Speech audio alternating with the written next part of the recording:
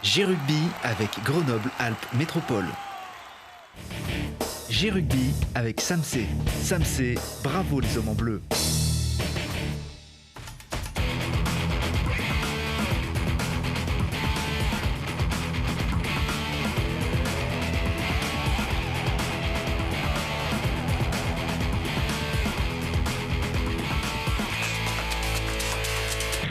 Bienvenue à tous les amoureux du ballon ovale. On est des vôtres et on va se soutenir toute cette saison avant et après les matchs de votre équipe préférée, le FCG Rugby, en croisant les doigts pour que cette saison se passe le mieux que possible et surtout jusqu'au bout.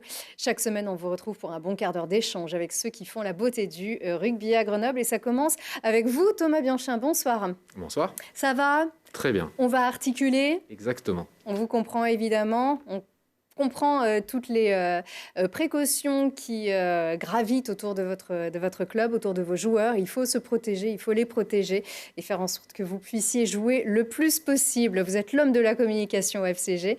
Ah, ça ne doit pas être simple par les temps qui courent d'être l'homme de la communication au FCG. Non, il faut s'adapter, mais voilà, la saison a redémarré, on est reparti et puis on va être effectivement dans l'adaptation. Semaine par semaine, et puis j'espère que tout ira pour le mieux, le plus rapidement possible pour tout le monde, et qu'on reprenne une vie normale. Et qu'on va arriver à y voir clair aussi. Alors vous avez peut-être regardé, on garde notre générique, parce qu'on n'a pas eu cette transition avant-après. Ça nous fait du bien de voir ces garçons qu'on n'a pas pu voir jouer jusqu'au bout, évidemment. On va s'habituer bien sûr au nouveau. Écoute, on va essayer d'avoir ensemble des nouvelles fraîches. On va y revenir dans un petit instant, mais pour comprendre tout ce contexte actuel, on va faire un flashback de 6 mois, Thomas. 5 mars 2020, on est à Oyonnax, c'est la 23e journée, 40-21. Et c'est tout, on en restera là. On ne savait pas à l'époque ce qui pouvait arriver. On était en plein début de cette grosse crise sanitaire, Thomas. Oui, c'était une période, c'était un peu compliqué pour nous. On avait une équipe qui était programmée pour être forte sur la fin de saison. Donc même si on a eu des derniers matchs qui n'étaient pas au top du top, on était plutôt très très positif sur le potentiel de l'équipe. Et puis comme le rugby fait partie de la société, comme tout le monde, on a été confinés. Et là, il y a eu une petite période... Mais à l'instar de toutes les personnes qui ont des emplois ou qui sont en France ou même dans le monde, on a eu une grosse pause. Alors oui, c'était le 16 mars, comme la France partout. Alors vous étiez là quand les joueurs l'ont appris, en fait, ce retour à la maison forcé, cette suspension brutale de la saison? Non, moi j'étais pas au club, mais... Comment ils l'ont appris? Qu'est-ce qui s'est passé? Ils l'ont appris comme je pense tous les salariés, en recevant le soir un mail en leur disant qu'ils ne revenaient pas le lendemain matin. Et puis tout le monde a dû être appelé. Donc là, on est vraiment dans le cadre de tous les citoyens français qui suivent les informations et qui ont des directives de l'État qu'on doit appliquer. Donc on était tous dans le flou, et puis il y avait 15 jours de confinement, et puis 3 semaines, et on était encore en train de se demander si la saison allait reprendre, si elle allait pouvoir se finir, et ça a duré pendant plusieurs semaines, voire plusieurs mois. Ce qui est terrible dans un sport comme le vôtre, qui est extrêmement physique, avec des entraînements tous les jours, et puis même sur les jours de repos, il faut toujours faire des petites choses, il y a des programmes. Là, qu'est-ce qu'on fait? On ne peut pas anticiper parce qu'on ne sait pas ce qui arrive. Donc, comment est-ce que votre groupe s'est adapté? Comment vous avez communiqué aussi entre vous? Après, il faut se remettre dans le contexte. À ce moment-là, la seule chose qui prime, c'est la santé. On est quand même tous très, très inquiets par rapport à la situation. Vous avez des joueurs touchés aussi? Oui, on a eu des joueurs qui ont été touchés, mais tous asymptomatiques. Mais voilà, chacun a vécu ce confinement différemment, avec des gens qui avaient peut-être...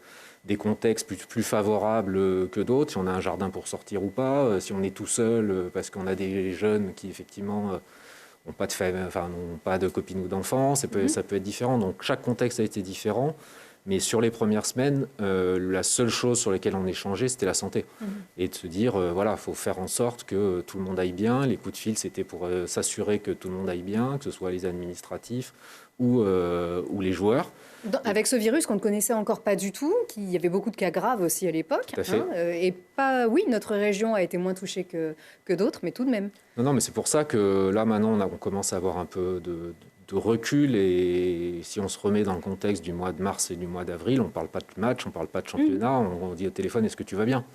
Donc s'assurer que tout le monde aille bien. Après, il y a eu la première première quarantaine de 15 jours où là, on a pu faire un point, personne n'était malade au club, on n'a pas eu de soucis. Et puis après, il a fallu s'entretenir dans cette optique de championnat qui devait reprendre fin mai, mi-juillet, fin août, et puis finalement pas.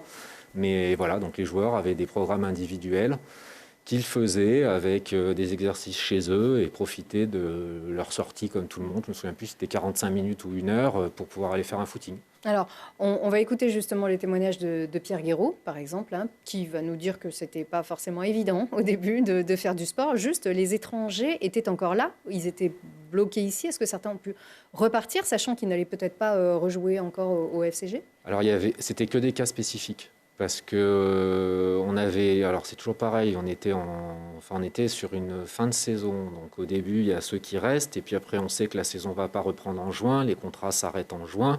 Donc il y en a qui avaient des mutations de clubs, avec des protocoles aussi de reprise différents dans ces clubs-là. Certains qui sont rentrés dans leur pays, mais pour la plupart, ils sont tous restés en France. Parce qu'il ne faut pas oublier que les frontières étaient aussi fermées. Et oui, ils n'avaient pas le droit. On ne se déplace pas, et aujourd'hui, on a un joueur qui doit arriver, Nagusa, qui est toujours dans ce souci de ne pas pouvoir sortir des Fidji pour des histoires de protocoles sanitaires. Pas de dérogation. Ah non, mais ça c'est complètement normal. Le rugby fait partie de la société et ne passe pas avant les lois sanitaires françaises. Alors, on en parlait, ce confinement, les joueurs l'ont vécu chacun à leur manière. Ça n'a pas été simple pour tout le monde. Écoutez justement Pierre Guéraud, le deuxième ligne. Moi, le confinement, j'ai pas réussi pendant tout le début du confinement. Ça a duré 2 mois, je crois, si j'ai pas de bêtises. Le premier mois, faire du sport pour moi, j'y arrivais pas parce qu'on savait pas où on allait, si la saison allait reprendre. On n'avait pas d'objectif précis, à savoir pourquoi qu'on se préparait, machin, alors que ça va durer encore peut-être 2 mois, 3 mois, on savait pas. Je faisais du sport à la maison, tout à base de pas de corde, d'accord à sauter, des burpees comme Alaska faisait, toutes ces choses-là. Donc on s'est adapté comme on pouvait. J'ai découvert par le biais d'un ami et par comment ça s'appelle, visioconférence. On faisait des séances de sport qui s'appellent du Zoo Fitness. Donc on a testé de nouvelles choses et puis ça a été pas mal pour la reprise. En tout cas, ils ont repris en pleine forme. On y retourne d'ailleurs avec ce retour un peu bizarre, avec cette situation qui s'était quand même apaisée. Il y avait beaucoup de bonne volonté, mais des groupes distanciés. Il n'y avait pas plus bizarre finalement comme retour. Des anciens qui sont encore là, mais pas encore partis.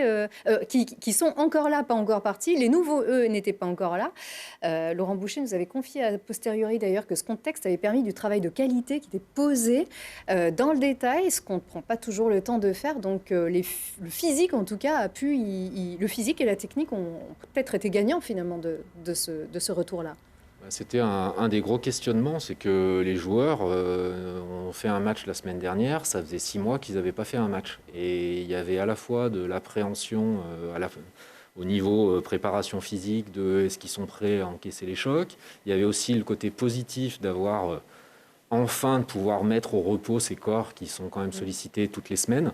Donc c'était les prépas physiques ont dû jongler entre du plus et du moins, de profiter de ce temps-là pour pouvoir faire le travail de fond qui permet de soigner ces petits bobos qui sont pas très graves, qui font qu'on joue toutes les semaines, mais qui à force usent, et repréparer les mecs pour pouvoir être prêts quand même à faire ce sport qui est quand même très sollicitant.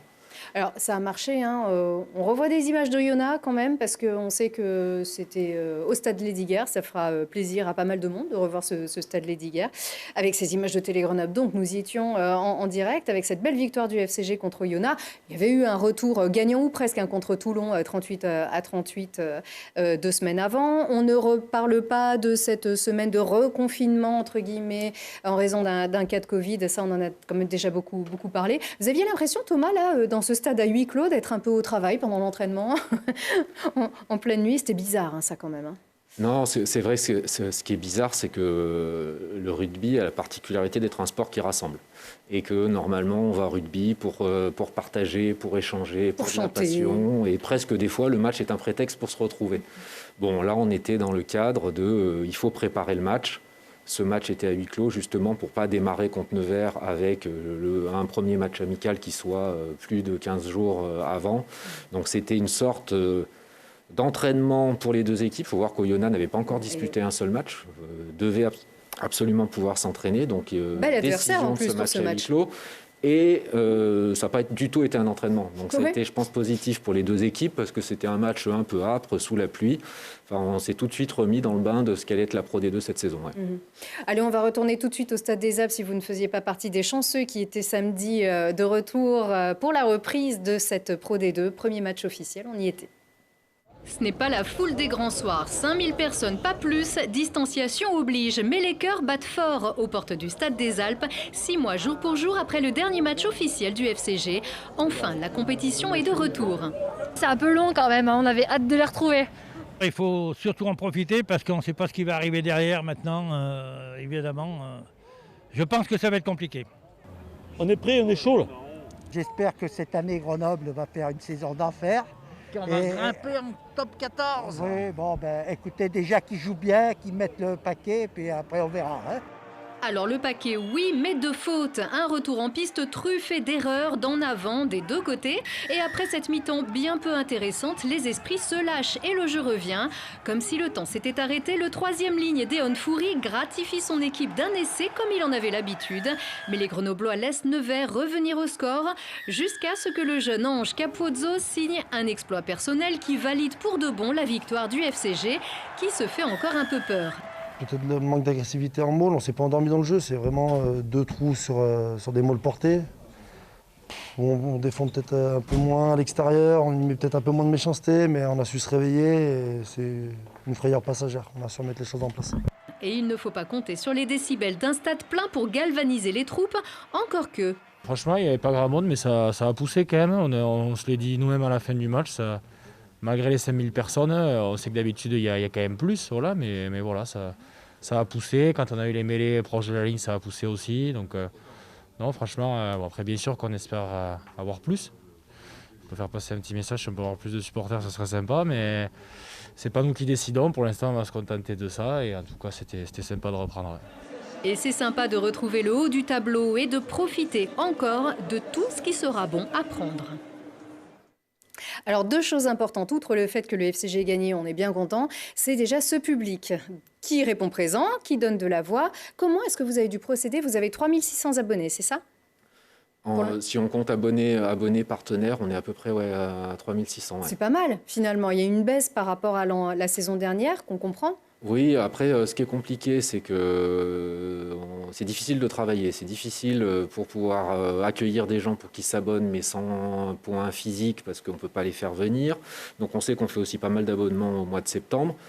Au contexte global, il y a une jauge à 5000. Quand on a enlevé tous les gens qui travaillent, parce que même les joueurs sont comptés dans cette jauge à 5000, il reste 4500 places. Donc aujourd'hui, la campagne d'abonnement, elle va continuer jusqu'à la fin de la semaine prochaine. C'est la seule garantie qu'on aura sur la saison de pouvoir être sûr d'être au stade. Puisque comme on est en dessous de cette jauge, tous ces abonnés et partenaires pourront rentrer.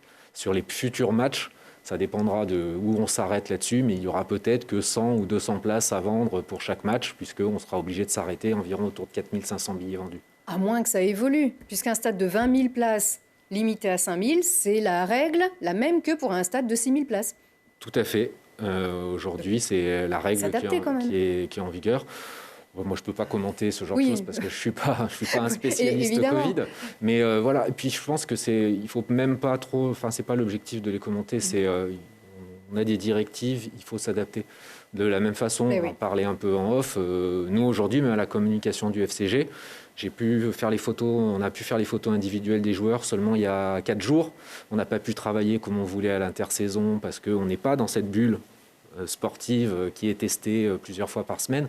Donc il faut accepter que pendant quelques semaines, quelques mois, tout le monde s'adapte, notre public, nous, on fait tout pour les accueillir dans les meilleures conditions au stade, masque bien évidemment obligatoire, de la distanciation. Une sacrée distanciation justement. Voilà, mais il y a de la place pour cette distanciation, donc il n'y a pas de souci. Il faut rassurer les gens viennent, ce qu'on appelle la notion de tribu. La tribu, c'est votre famille, c'est vos amis. Il y a suffisamment de place pour que vous soyez très espacés des gens, du gel, et d'essayer d'accueillir les gens dans les meilleures conditions. Et si on arrive à passer ce cap tous ensemble, de respecter ces consignes pour pouvoir justement contenir cette épidémie, dans 1 mois, dans 2 mois, dans 3 mois, les choses seront, j'espère, différentes. Il nous reste peu de temps. Expliquez-nous ce que c'est que cette bulle, du coup. Dans quelles conditions, qui en fait partie et qu'est-ce qui se passe? Aujourd'hui, il y a un protocole sanitaire qui est mis en place pour les joueurs. C'est très compliqué parce qu'il change pratiquement toutes les semaines en fonction à la fois de l'évolution de l'épidémie et ce qu'on connaît de cette épidémie. Donc il a encore changé hier soir. Mais l'intégralité des joueurs, du staff qui travaille autour est dans ce qu'on appelle une bulle sanitaire. Et sur les jours de match, cette bulle sanitaire elle doit être entièrement opaque. C'est-à-dire qu'elle est hermétique, il ne faut pas qu'il y ait une personne extérieure à cette bulle qui puisse rentrer. Donc aujourd'hui, ces joueurs arrivent, on va dire, en bus, rentrent dans des couloirs où ils sont les seuls à passer, restent au vestiaire, personne n'a le droit d'y rentrer. Et pour rentrer dans cette bulle, il faut pouvoir présenter un test Covid de moins de 48 heures pour être sûr d'être négatif. L'objectif étant que les joueurs aient le moins de contacts possible, à la fois sur leur lieu de travail et dans leur vie personnelle. Dans leur vie personnelle, mais ça, on peut moins le contrôler. Si ce n'est qu'aujourd'hui, ils ont quand même vraiment compris que c'était aussi l'avenir de leur métier qui était en jeu par rapport à ça. Donc limiter ces contacts pour pouvoir avoir le moins de cas possible et pour pouvoir faire en sorte que les matchs se jouent dans ce contexte-là. Mais à un moment, le huis clos au rugby, c'est la mort du rugby. Oui. Économiquement, on ne peut pas supporter un huis clos. Et il n'en a pas été... 5000 personnes, c'est difficile, c'est contraignant et c'est des recettes en moins, bien évidemment. Mais ça fait en sorte qu'il y ait des matchs et qu'on puisse quand même passer un bon moment. C'est pas forcément agréable de parler avec un masque, c'est plus sympa de pouvoir hurler au stade, de se lever, etc. Mais il y a quand même cette ambiance qu'on arrive à vivre et je suis assez d'accord quand même avec Clément parce qu'on en a parlé ensemble à la fin du match. On a quand même entendu les supporters parce que ceux qui viennent, c'est aussi ceux qui font le plus de bruit. Donc on veut aussi les remercier. Complètement. C'est devenu difficile de se tester, en tout cas se tester pas forcément, mais en tout cas obtenir les résultats rapidement. Oui, mais c'est difficile pour tout le monde en ce moment. La France fait 1 million de tests par semaine. On dit aux gens de se tester, forcément. Les gens qui travaillent au FCG ou notre staff médical a des contacts pour nous permettre de faire les choses, mais on n'est pas dans un état de non-droit, il n'y a pas de passe-droit absolu qui font qu'on arrête, on dit à quelqu'un non, tu ne te fais pas tester parce qu'il y a un rugbyman à tester. Donc, on va tous trouver une raison finalement pour être prioritaire face à un autre. Exactement, donc à chaque fois, nos médecins passent des heures, des coups de fil pour trouver des slots et trouver un petit passage pour pouvoir tester tous les joueurs, mais je remercie d'ailleurs tous les labos qui jouent le jeu avec nous, de faire en sorte que jusqu'à maintenant, on ait réussi à toujours tester tous nos joueurs pour pouvoir jouer les matchs. Et le match contre Aurillac va pouvoir se jouer ? Le match contre Aurillac demain soir, nos joueurs testés, pas de souci. Pas de retour d'Aurillac, donc a priori pas de souci non plus vu qu'on est dans les délais. Donc le match se jouera demain soir. C'est parfait. On fera le point régulièrement, Thomas. Et puis avec ceux qui ne peuvent pas venir ici, on l'a bien compris, on les retrouvera où ils sont. Parce qu'aujourd'hui, on peut aussi faire ça. S'appeler à la télévision, ça marche aussi. Merci Thomas, en tout cas, d'avoir joué le jeu. Et très, très belle saison à vous et à vous tous.